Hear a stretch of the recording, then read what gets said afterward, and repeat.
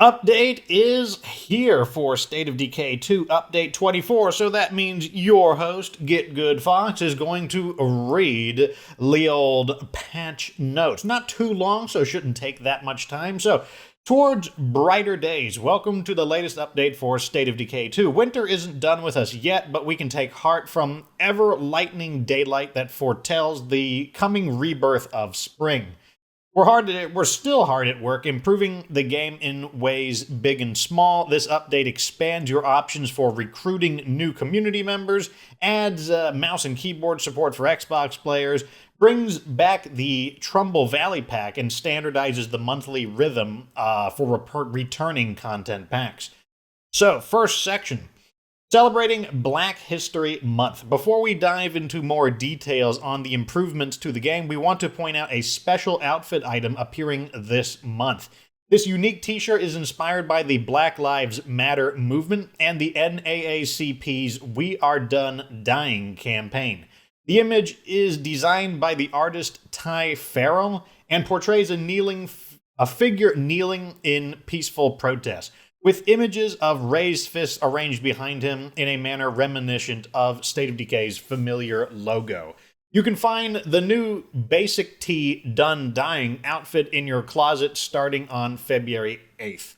A physical version of this same t-shirt is also available for purchase between February 8th and March 1st by visiting stateofdecay.com/NAACP. Sales of this shirt will benefit the NAACP. The physical shirt will be available for purchase only during this time frame, and no reprint are planned. Recruiting from neutral and friendly enclaves. Moving on to the gameplay segments. New recruits are the lifeblood of any community, but they can sometimes be hard to find, at least until today. Starting now, every non-hostile ambient enclave offers the option to recruit. This means as long as they're not shooting at you and they're not busy with their own problems, embroiled in an ongoing mission arc, you can recruit from their ranks. This part here seems important, where it says in the parentheses, embroiled in an ongoing mission arc.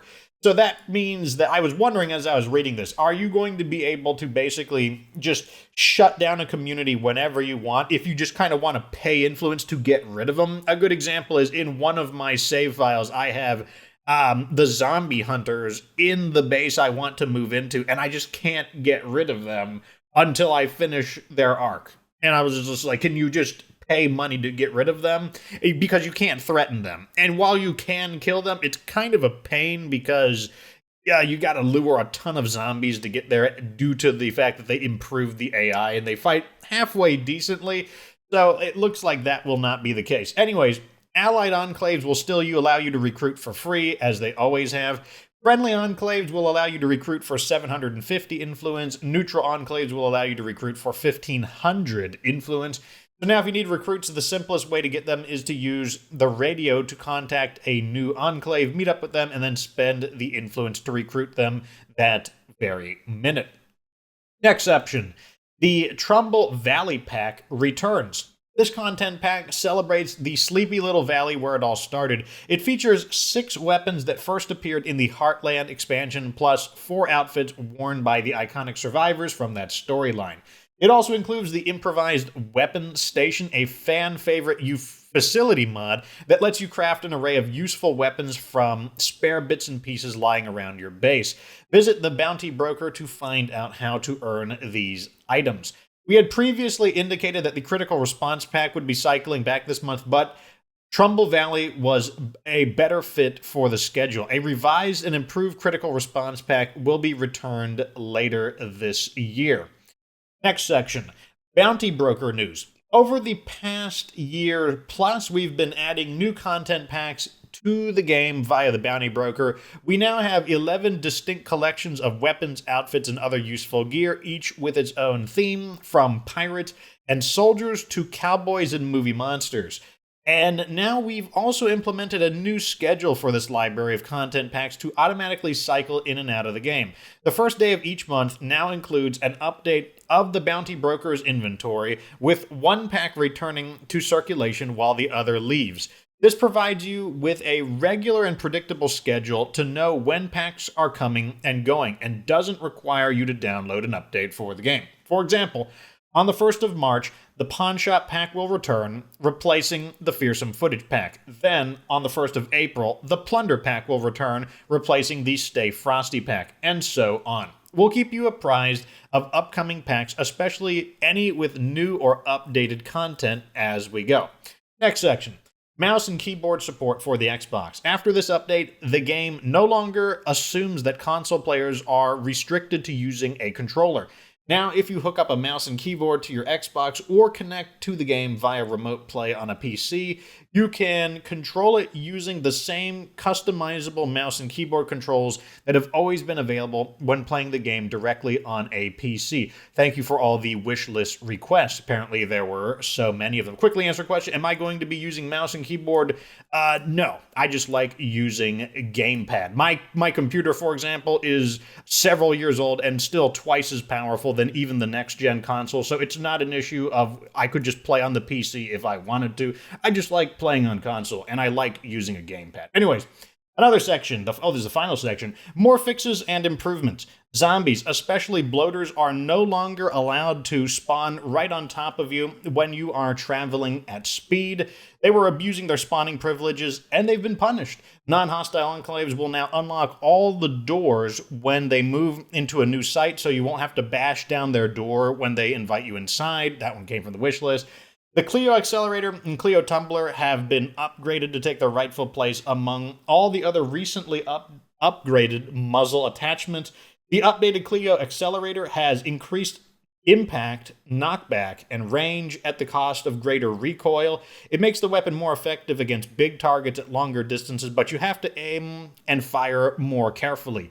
The updated Clio Tumbler splits the projectiles in half, increasing speed and greatly increasing the chance of dismemberment at a cost of range and accuracy. It's a great way to take apart a crowd, but not great at sniping. Yeah, so this doesn't really give you an idea what it's talking about. It basically turns the bullet into like a shotgun spray. It's a very tight shotgun spray, but nevertheless, the bullet will divide into several tight cone pellets. Active sieges now automatically pin themselves to your HUD when you return home and will trigger the countdown to the assault, making it easier to notice the siege before you're waiting in Juggernauts. We fixed a problem that was causing Juggernauts to evaporate while attempting to chase a human into a building. Survivors with sexting text are no longer weirding people out and are instead using their wit and charm for the good of the community, earning a minor income of +5 influence per day. Not sure why that would cause you to gain influence, but okay. Pressing the map button a second time before the map has fully appeared will no longer close the map as soon as it arrives. This should make it easier for players using remote play to avoid accidentally reclosing the map when experiencing input delay. The Forge facility has been retuned so that even at higher difficulty levels, with all their added material costs, it is still more profitable way to turn materials into parts than just converting them in storage. This actually came out in Update 23, but we just forgot to mention it. So, there you go.